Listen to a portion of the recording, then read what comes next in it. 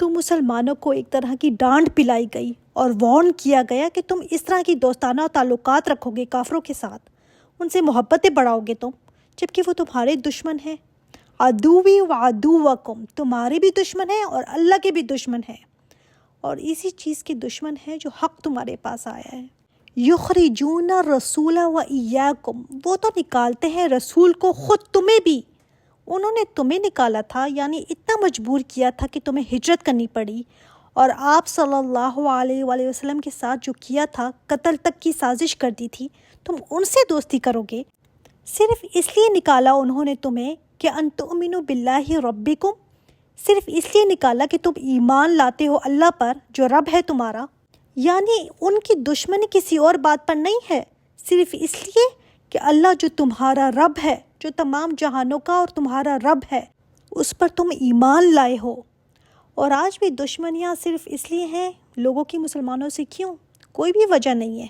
سورہ بروج میں بھی اللہ تعالیٰ نے فرمایا نا کہ صرف یہ اس لیے دشمنی رکھتے ہیں کہ تم ایمان رکھتے ہو ایک اللہ پر، اور کوئی وجہ نہیں ہے، بس یہ ناراضگی کی بنیاد ہے، اور کوئی قصور نہیں۔ دنیا میں جو مارے پیٹے جا رہے ہیں نا مسلمان، صرف اس لیے کہ وہ مسلمان ہیں۔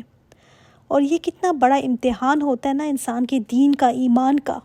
جہاں بھی دنیا میں آج مسلمان پٹ رہے ہیں، آپ کو خود پتہ ہے نا، صرف اسلام کی وجہ سے۔ اب ایسے میں کوئی جا کر ان کافروں سے دوستیاں محبت کرنا شروع کر دے، دوستیاں لگائے، ان سے دل تعلق کرے، چاہے ملکوں کی سطح پر ہو، چاہے انفرادی سطح پر ہو، کر ہی نہیں سکتے۔ ان کنتم خرجتم جہادا فی سبیلی وابتغاء مرضاتی، جبکہ تمہارا حال تو یہ ہے کہ تم نکلے ہوئے ہو جہاد کے لیے میرے راستے میں۔ تمہارا تو ایمان کا تقاضا یہ ہے کہ تم اللہ کی دین کے لیے، جہاد کے لیے نکلے ہوئے ہو، اس کی رضا چاہتے ہو، پھر ایسی دوستیاں کیوں بناتے ہو؟ اگر واقعی جہاد کو نکلے ہوئے ہو، میرے راستے میں ہو، میری رضا چاہتے ہو، تو کیوں؟ تو سرون الیہم بالمودتی، تم چھپا کر بھیجتے ہو ان کی طرف محبت کا پیغام۔ تمہاری تو آپس میں ذہنی مطابقت ہی نہیں، الگ سوچیں ہیں، الگ زندگیاں ہیں، زمین و آسمان کا فرق ہے ایک مومن کی زندگی میں اور ایک کافر کی زندگی میں۔ تو پھر یہ کیسے ہو سکتا ہے کہ ان کے ساتھ تمہارا دل لگے، جو تمہارے ایمان کی وجہ سے تم سے نفرت کرتے ہیں؟ آپ صلی اللہ علیہ وآلہ وسلم نے فرمایا، جس نے اللہ کی خاطر دوستی رکھی اور اللہ کی خاطر بغض رکھا، اور کچھ مقصد نہیں ہے۔ ہماری کسی سے دوستی کس لیے ہوتی ہے، یا کسی سے بغض کس لیے ہوتا ہے؟ ہمیں تب ہوتا ہے نا جب ہماری ذات کو کچھ کہہ دے، کوئی ہمیں کچھ کہہ دے، دین کو بلا کچھ کہتے رہیں، مسلمانوں کو، اسلام کو بلا کچھ بھی کہتے رہیں، مجھے کیا، کوئی فرق نہیں پڑتا، ہمیں پھر بھی وہ اچھے لگتے ہیں، ان سے کانٹیکٹس بھی ہم بنا کر رکھتے ہیں کہ کل کو ہمارے کوئی کام آئیں گے۔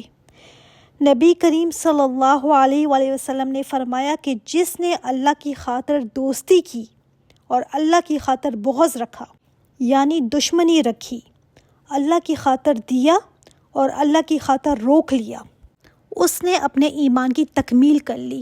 یعنی ایمان مکمل ہی تب ہوتا ہے اللہ کی خاطر دینا اور اللہ کی خاطر روک لینا، اللہ کی خاطر دوستی اور اللہ کی خاطر دشمنی۔ بغض بھی رکھے تو صرف اللہ کی خاطر، اپنا کوئی پرابلم نہیں ہے، یہ ہوتا ہے افضل ایمان، ایمان کی تکمیل۔ یہ کیسے دعوے ہیں ہمارے کہ اللہ کی خاطر یہ کر سکتی ہوں، وہ کر سکتی ہوں، اور اللہ کی خاطر میں چھوڑ نہیں سکتی دوستیوں کو، ایسی دوستیوں کو۔ ہاں، ایک صورت میں اس کی اجازت دی گئی ہے سورہ ال عمران میں، کہ اگر کوئی ایسا وقت آ جائے کہ تمہیں ان سے ڈر ہو کہ وہ تمہیں کوئی ایسا نقصان دینے والے ہیں یا ایسا کچھ کر دیں گے، تو پھر دشمنوں سے، جو اللہ اور رسول کے دشمن ہیں، ان سے پھر جسارت کی جا سکتی ہے۔ اللہ تعالیٰ فرماتے ہیں کہ تم ان سے چھپ چھپ کر دوستی کے پیغام دیتے ہو۔ وَأَنَا أَعْلَمُ بِمَا أَخْفَيْتُمْ وَمَا أَعْلَنْتُمْ، اللہ کہ میں خوب جانتا ہوں جو تم چھپاتے ہو اور جو تم ظاہر کرتے ہو۔ یعنی تم سوچتے ہو کہ تم چھپ کر کوئی کام کرو گے تو اللہ تعالیٰ کو پتہ ہی نہیں چلے گا۔ سبحان اللہ، جب انسان اس بات کو بھول جاتا ہے نا، تبھی وہ ٹریک سے ہٹتا ہے۔ اللہ تعالیٰ نے فرمایا کہ وہ تمہاری رگِ جاں سے بھی زیادہ قریب ہے، تم اس سے کدھر پیچھا چھڑاؤ گے، تم کدھر جاؤ گے؟ وہ تو غیب اور حاضر کا جاننے والا ہے، لیکن یہ یاد ہی نہیں رہتا۔ یہی بات ہے جو بہت زیادہ بھول جاتی ہے کہ اللہ تعالیٰ باطن اور ظاہر کو جانتا ہے، جو تم چھپاتے ہو اس کو بھی جانتا ہے اور جو تم ظاہر کرتے ہو اس کو بھی جانتا ہے۔ تم اپنے خیالوں میں پلانز بناؤ، وہ بھی جانتا ہے۔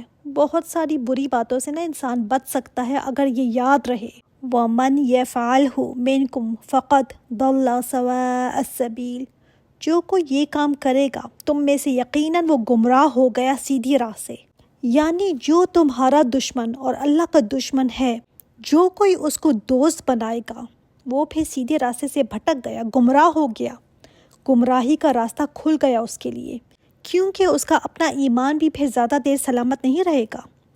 دوسرا معنی کہ جو مسلمانوں کے راز جا کر دوسروں کو دے گا، ان کے پیغامات پہنچائے گا کافروں تک، وہاں سے کوئی فائدہ مل جائے یا اپنی ویلیو بڑھانے کے لیے ان کے درمیان۔ اب حضرت حاطب نے کیا کیا تھا؟ اپنے گھر والوں کی سیفٹی کے لیے کیا تھا نا۔ ایسا نہیں تھا کہ مسلمانوں سے ان کو کوئی بغض تھا یا ان کو کوئی فائدہ پہنچنا تھا، نہیں، نیت صرف اپنے گھر والوں کو بچانا تھا، مگر پھر بھی ایمان والوں کے مقابلے میں اپنے گھر والوں کو ترجیح دے دی۔ اسلام کے کاز کو نقصان پہنچانے کی کوشش کی۔ وہ اللہ نے بچانا تھا، وہ تو بچا لیا، لیکن انہوں نے تو اپنی طرف سے کوشش کی تھی نا۔ اللہ تعالیٰ نے یہ باتیں بتا کر رہتی دنیا تک ایک سبق دیا ہے، ایک لیسن، کہ مسلمانوں کو کہ پہلی پرائیورٹی جہاں دین کی بات آ جائے نا، وہاں پہ چاہے تمہاری فیملی کیوں نہ ہو، وہ پیچھے چلے جائیں گے، اسلام آگے ہو جائے گا۔ یہ سبق مل گیا ہمیں، ترجیح ہم نے کس کو دینی ہے، اور اگر ترجیح اسلام، ایمان، مسلمان پر کسی اور کو دے دی تو پھر ضل سواء السبیل، بھٹک گئے پھر تم راستے سے۔ دوسرا یہ کہ حضرت حاطب نہ ان کے ساتھ بیٹھے، نہ ان سے کوئی ایسی دوستی لگائی، لیکن نیت کیا تھی کہ میرے گھر والوں کا وہ خیال رکھیں گے، اعتماد کیا ان پر، ٹرسٹ کیا نا، ان پر بھروسہ کیا۔ تو یہی تو ولایت کا رشتہ ہوتا ہے۔